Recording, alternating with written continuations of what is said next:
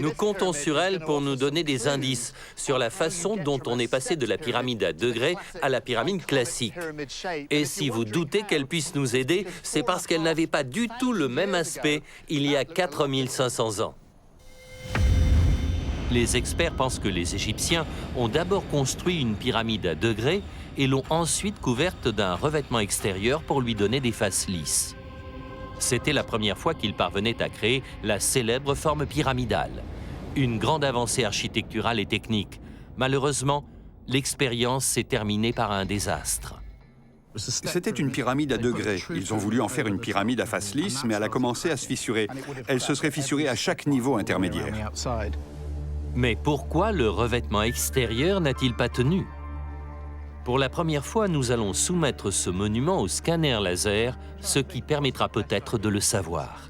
Ma première explication, c'est qu'une pyramide plus grande s'est détachée de la structure. Et je voudrais savoir comment c'est arrivé. Quel était le rapport entre ces façades à pente raide et les gravats en bas? Je voudrais le plus de détails possible sur la partie effondrée. L'équipe de scannérisation se met au travail. Malcolm travaille à distance avec son puissant laser longue portée. Kathleen travaille tout près des pierres à la recherche de micro-détails qui ne sont visibles qu'avec un scanner laser. Dans la salle des ordinateurs, la représentation de cette pyramide vieille de 4500 ans commence à prendre forme.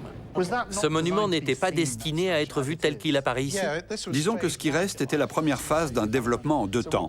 Les débris par terre, ce qui reste de la pyramide effondrée, c'était la phase 2. Ils ont cherché un moyen de placer une pyramide parfaite sur la partie centrale qui existait déjà.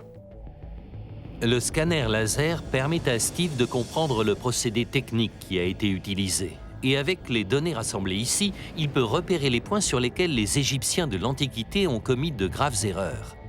S'il te plaît, Malcolm, fais un zoom avant sur cette rangée, sur une de ces élévations. Voilà comment ils ont essayé de résoudre le problème. Qu'est-ce qu'on voit sur cette rangée au milieu? Vous voyez ces pierres-là? Oui.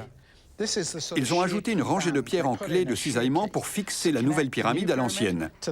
Ils pensaient que cela allait empêcher la nouvelle pyramide de glisser de la partie centrale. Les lasers ont clairement repéré ce qui, selon Steve, est une clé de cisaillement, une rangée de briques posées pour que le matériau externe s'y accroche. Mais cette technique n'a pas suffi à maintenir le revêtement extérieur fixé à la partie centrale. Une partie de la base de la pyramide effondrée existe encore.